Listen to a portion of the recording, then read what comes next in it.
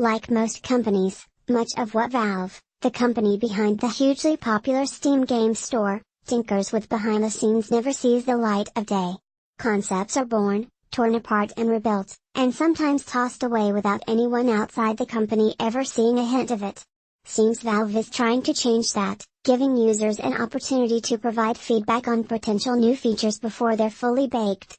The company has just debuted a new project it calls Steam Labs, which will give super early adopters an early peek at concepts that may or may not eventually make it into Valve's Steam game store. You can find the new Labs page right here. The first 3 experiments are all focused around helping users find new games, micro-trailers, 6-second looping video trailers that start playing when you hover over games in store graphic. Interactive recommender, because the Steam client is used to launch most games you purchase through the Steam store, Valve has a good idea of what you're playing, and for how long. This experiment takes that data and uses it to find other games you might like based on which ones you've played the most.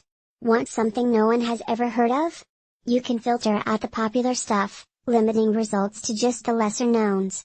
Automatic show, an automatically generated shopping channel style show of sorts, highlighting footage of the latest releases. In time, they hope to have auto-generated narration that tells you a bit about what you're seeing. For now, though, it's mostly just game footage over music.